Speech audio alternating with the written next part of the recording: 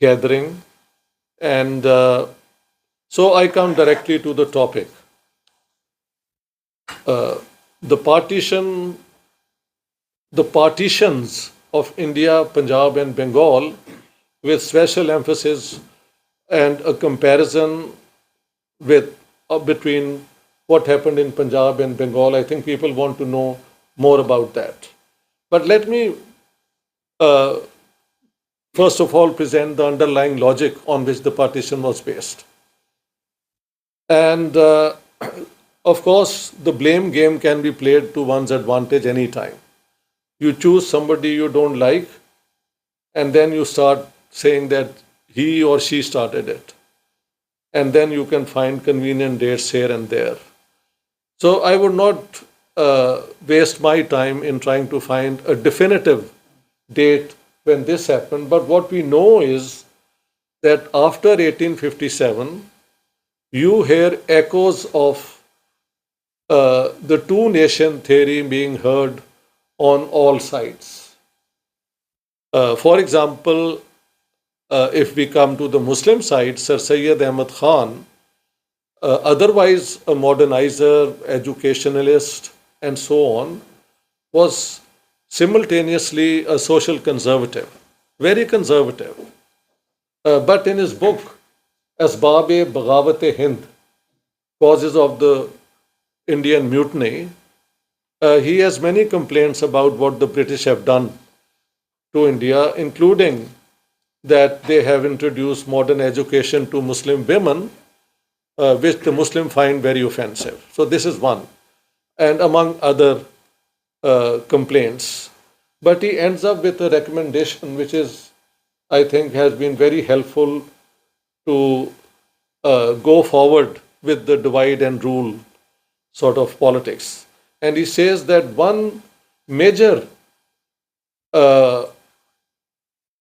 flaw in the British policy in India was to have Hindus and Muslims in the same fighting units of the army. And when they are in the same units, they live together, they even start cooking together and socialize, and a sense of brotherhood develops among them. So this was something which was at the base of the 1857 uprising, because as you know, while it was started by the Bengalis with a large section of the Biharis taking part in it, when they came finally to Delhi, they declared Bahadur Shah Zafar as the Emperor of India.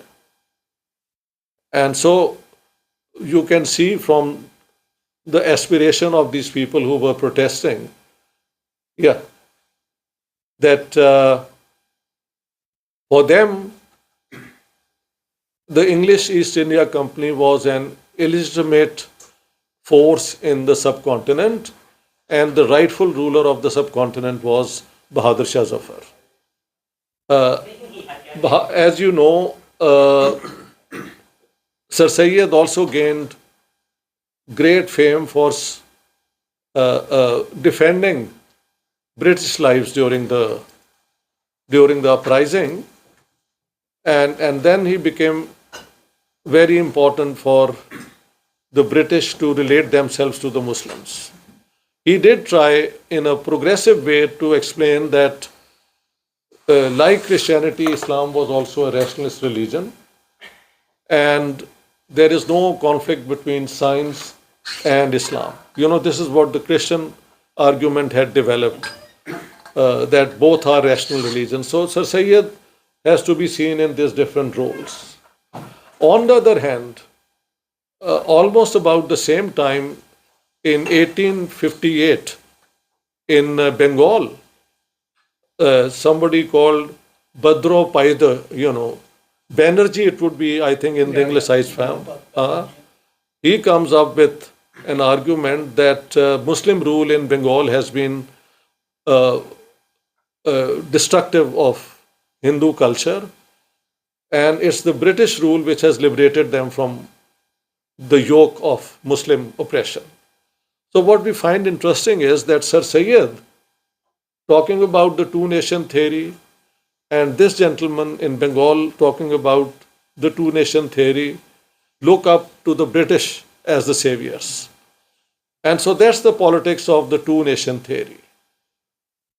Over time, it has been tossed around on both sides. There is a book by Professor K. Aziz, The Idea of Pakistan, spread over 4 volumes. And if you are interested, you can always look up the chronology or the timeline of who said what. But I would say like this, that uh, this idea was around that in a future India without British rule, there will always be a problem who would rule India. What came during this period was a new entity, and that was the Indian National Congress. The Indian National Congress, although it was founded by, let's say, liberal section of the British bureaucracy, civil servants, it very soon developed the credentials of being a national platform. And they argued that Indians should be associated in the running of the empire, and they should be given jobs at higher levels of the administration. And I think that irked the British as this appeal became stronger. And when they introduced ideas of voting and elections and representative government, for them, this was their way of ruling in the British Isles, and so they tried to present that formula also in India, but restricting franchise to a very select number of people. I think initially it was less than 1%, then it increased to 2-3%. And people who paid a certain amount of revenue and later on who had an education, I think, must be metric or more, could gain the right to vote. In 1906, the Muslim gentry, maybe I should have mentioned, Sir Syed also instructed the Muslim aristocracy that they should associate with the British to keep the Indian National Congress at bay. So this was the triangle which was evolving at that time. And the followers of Sir Syed then, under the leadership of Sir Aga Khan, called upon the Viceroy Lord Minto and presented a petition which had already been read and agreed by the Secretary of State, Lord Morley, where they pleaded that in an open electoral system, the Muslims will always be at a disadvantage. One, they were small in numbers. Second, educationally, they were not as advanced as the Hindus were. And in this petition, they also emphasized that they are a very important community placed in two strategic parts of the subcontinent, the northeast and the northwest. Most of the attacks on India had taken part from the northwest, but population from the northeast also trickled on into India throughout the ages. 1906, this petition is presented. 1905, a year earlier, the background maybe, I don't want to spend too much time on it because we have to come quickly to the 1930s where I think the real story begins. But without this background, it's not possible to explain what happened, how and why. So in 1905, Lord Curzon, the Viceroy, decided to partition Bengal, ostensibly on grounds that it was too large to be administered efficiently. So the Bengal was partitioned, and initially the reports are that everybody was surprised. But over time, since the offices moved from Calcutta to Dhaka and so on, And in eastern Bengal, the Muslims were in a majority.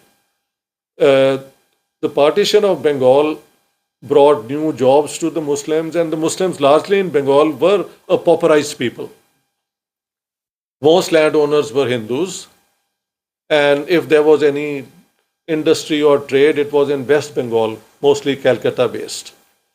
So we find that among Muslims, this awareness that the partition is good for them evolves into the founding of the All India Muslim League, I think on the last day or the 30th of December 1906. Only 2 months earlier, the Shimla deputation had waited upon the Viceroy. So in 1906, the British government gave the Muslims of India, inverted commas, separate electorates. And not only separate electorates, but also weightage, which is representation over and above the number of the population. And we find that as we enter into the 20th century and the era of mass politics starts emerging with the new coastal cities and industrial production taking place, the Indian National Congress is, let's say, it is gradually radicalized until Mahatma Gandhi comes and transforms that party from an elite sort of party, definitely proto-nationalist, but with Mahatma Gandhi now becoming the leader of this party, it opens its doors to all Indians. And I think a nominal amount of membership, annual membership was charged. So the Congress party becomes a platform where the nationalist awareness starts converging. And so that's the 20th century. And as I said, 1909, the Muslims have been constitutionally separated from the rest of India. So they were encouraged to develop their communal interests vis-a-vis the rest of India. Just to bring in the role of Quaid-e-Azam Muhammad Ali Jinnah, Jinnah Sahab originally was a Congress leader, and if you look at his earlier phase, he is on record opposing the partition of Bengal, then he is on record on opposing the Shimla deputation, on opposing also the founding of the Muslim League. But after 1909, in terms of electoral arithmetic, mathematics, whichever term would apply, for the Muslims it became easier to win elections because it was a limited constituency. So, ironically, it was the Indian National Congress which encouraged Jinnah Sahab to join the Muslim League. And the reason they encouraged Jinnah to join the Muslim League was that up until then, it was Sir Sayyid's leadership which had said, be close to the British, keep away from the Congress. So Jinnah Sahab was dispatched with this mission to bring Hindus and Muslims together. And the high point of Jinnah's achievement is then the Lucknow Pact, which was supported both by the Muslim League and the Indian National Congress.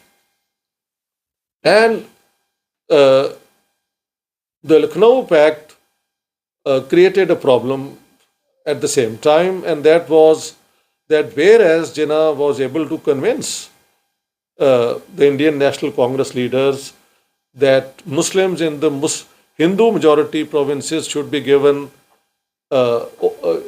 greater representation than their numbers, almost double. For example, in UP, there were 14% Muslims and they were given 30%. In Madras, they were 7% and they were given 15%. So almost double representation was granted to Muslims. But in the two Muslim majority provinces that we are concerned with, in Punjab, the Muslim majority of 56% was deflated down to about 49%. And in Bengal, although Jinnah Sahab was able to, get 40% for the representation of Bengali Muslims, their actual numbers were 52% of the Bengali population. But since the qualifications was how much revenue paid and if education, the Bengali Muslims were far behind the Hindus of Bengal. And so at that time, only 10% of Bengali Muslims were holding the right to vote. So I would say that from 10 actual percent to 40% is a great increase. But even in Bengal, some people started arguing that our majority has been sacrificed to favor the Muslims of the minority provinces. And interestingly enough, in Punjab, Alama Sir Muhammad Iqbal, Dr. Iqbal is on record, Sir Shafi is on record, these main players, Sir Fazle Hussain, all three were opposed to the Punjab Muslims being denied their majority in order to satisfy or to balance the overrepresentation given to Muslims in the Hindu majority provinces. So that's the beginning of this triangular sort of thing. The British always looking for how to balance the claims of the Indian National Congress vis-a-vis the Muslim League. In 1919, they went even further and they granted separate electorates to the Sikhs of Punjab. Raji. And also to Anglo-Indians and I think Europeans in Bengal. So these were some of the things being used by the British, that wherever there was a majority, they could balance it by decreasing the number of the majority to give greater representation to the minorities. And it seemed to function quite well until we come to the end of the First World War. And that's the turning point in my understanding of how things went awry, in the freedom struggle. First of all, it's the British, I think, who bear the greatest responsibility for forcing Indians towards radicalism. Because during the First World War, Indians of all sorts had helped the British in the war effort. There were more than 2 million people who voluntarily joined the British Army, and they fought in all those, well-known Gallipoli and here and there in France and so on. In Baghdad, all these places you had Indians fighting, Muslims, Hindus and Sikhs. So at the end of the war, it was expected that the British would, and by the way, there had been big donations given to the British during the war by the princes and by the notables, the landowners, anybody who mattered. Even Mahatma Gandhi recruited soldiers for the British Army. By the way, Jinnah Sahab at that time was not taking part in this. So at that time, it is Gandhiji who you find going out to recruit people for the British Army. But after the war, the British shock the Indian sensibilities by introducing the Rowlatt Acts. Now the Rowlatt Acts gave the right to the government to arrest anyone on a mere suspicion that he was conspiring to overthrow the legitimate government of India, which is the British government. And the basis of that, in actual facts, was very little. There had been some terrorism in Bengal by the Bhadralok, including one bomb thrown at, I think it was Viceroy Harding or Ripon, one of these characters. He survived, but some of the people around died at that time. So some terrorism in Bengal by the Bhadralok, the Hindu upper caste who were opposed to the partition of Bengal. And then in Punjab, we find the Ghadar party, being first formed in northwestern USA and Canada, and this classic story of the Japanese ship coming to the harbor in Vancouver and for 2 months not being denied the right to disembark. And they went back uh, vowing to overthrow the British rule, hence the name, the Ghadar Party. It was to, like the 1857 sort of thing. And the Ghadarites were betrayed already by the police infiltration and so on. Many were arrested before they could come to Punjab. Some did manage. But the Punjab uprising was also smashed without much of a problem. Professor Harish Puri has written a book on this, where, according to him, the Punjabi people did not understand why they were into this sort of uprising. Because the general feeling was that whatever was British rule, it had been benign to Punjab. And therefore, maybe uh, the landowners and the religious figures and all were very pro-British in Punjab. Anyhow, the Rowlatt text then brings Indian opinion together. And I've quoted Qaid-e-Azam Muhammad Ali Jinnah's speech, which condemns British policy for being completely, uh, uh, unsympathetic to legitimate Indian concerns for self-government. And Mahatma Gandhi also. So everybody who met at that time was opposed to the Rowlatt texts. The Rowlatt text then, it's a long story and I know I have to cover a lot, gave birth to the infamous attack at Jallianwala Bagh, the 13th April 1919, in which some people claim 1,000 Indians left dead. The British figure is, I think, 371. Whatever the figure, it was completely unjustified. There was no sign of a rebellion taking place. And in any case, Mahatma Gandhi was outspokenly against the use of violence. Some violence had taken place before Dyers opened the fire. But those details you can always look up in the books which are in the field now. But my main argument is that 1919 is when Indian politics is radicalized generally. And the Congress party emerges as the party leading people forward towards self-rule initially. And we find another issue emerging at this time, and that is the Khilafat movement. Khilafat movement is misrepresented a lot, both in India and in Pakistan. And I think I'll use this opportunity to share my findings on it. First of all, to say that Jinnah was opposed to the Khilafat issue is absolute rubbish, because I've quoted him twice. In 1919, he was part of a delegation which had gone to England to plead to the British not to dismember the Ottoman Empire. Before the war, for Indian Muslims, especially the Sunni Muslims, it was a problem that how could they fight in a war against the Khalifa? And the Khalifa is a one could say spiritual sort of symbol of Muslim unity.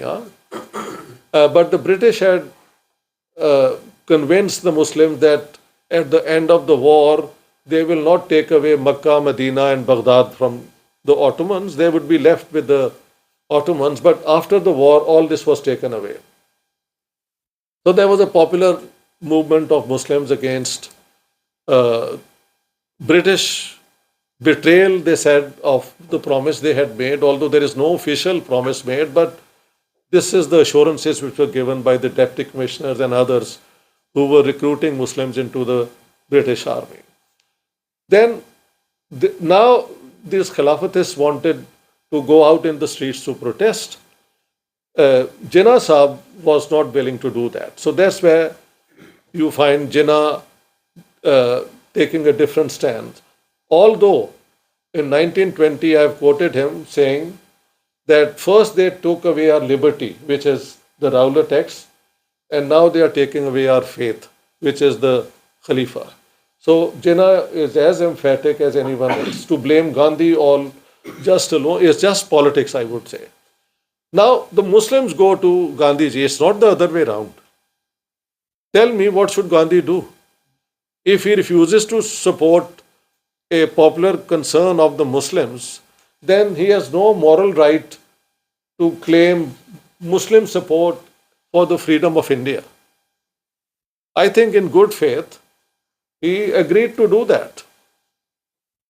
And then comes this non-cooperation movement, which maybe Gandhiji was convinced by these people it was a bit too radical. We should return all the titles, stop buying British products, even burning their garments and so on. Not many people were willing to do that. There was opposition within the Congress to this as well.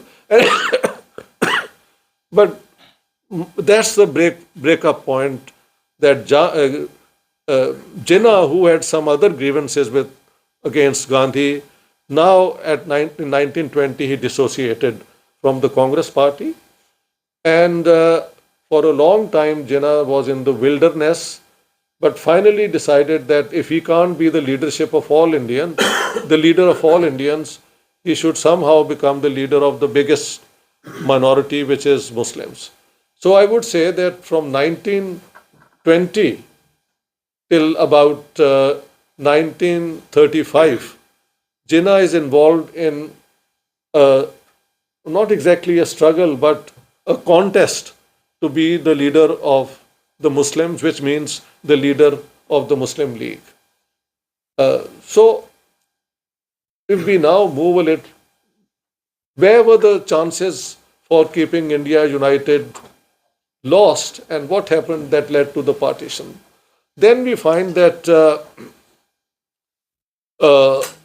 after this, the 1920s non-cooperation movement, many of them were sent to jail, some to the Andaman Islands and so on. Gandhi himself was sentenced to 6 years, but I think that was commuted to 1.5 years later, and he was freed because of good conduct and so on. So the 1920s is where a number of events happen which sort of this Hindu-Muslim unity created by the Khilafat movement. And I've quoted Som Anand. His book is Lahore, a Lost City. So if you are interested, you can check it. He says that until then, Lahore or Punjab Hindus,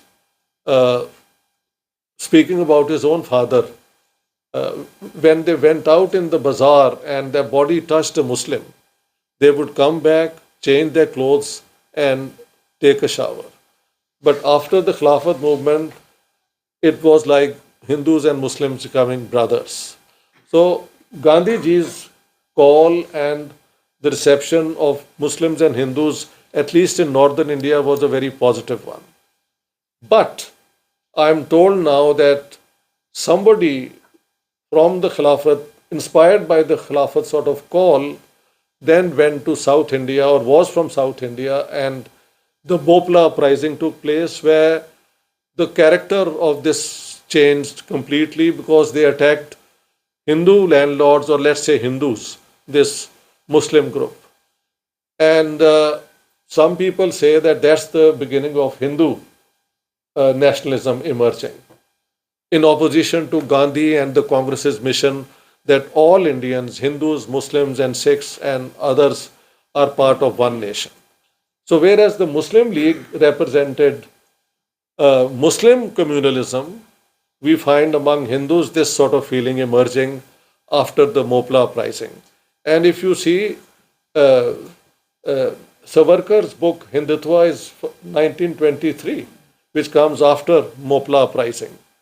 So you can see this fear of a future without the British having its echo on both sides. On the other side, for example, I have quoted people in 1880, Muharram Ali Chishti in Lahore writing that we need to have an Islamic state in northern India. So this idea from the Muslim side was there. In Punjab also, there was always a big question that if uh, the Hindi-speaking parts of Punjab are taken away, what will be the consequences? Uh, because Hindus, that Hindi-speaking Haryana and now Haryana and central Punjab gave the Hindus and Sikhs a strong position. But if this was taken away, it became a Muslim majority provinces overwhelmingly. So these were some of the things which were being discussed. And I would imagine behind them must be all the CID and other agencies encouraging people to disturb the freedom movement. You know, this is never written down and no records are kept. But we know how politics is conducted in our times, and those times must be very similar. So I would say that moving into the 1920s, as politics is radicalized, there is one effort made to keep India united, and that is the formation of the Motilal Nehru Committee.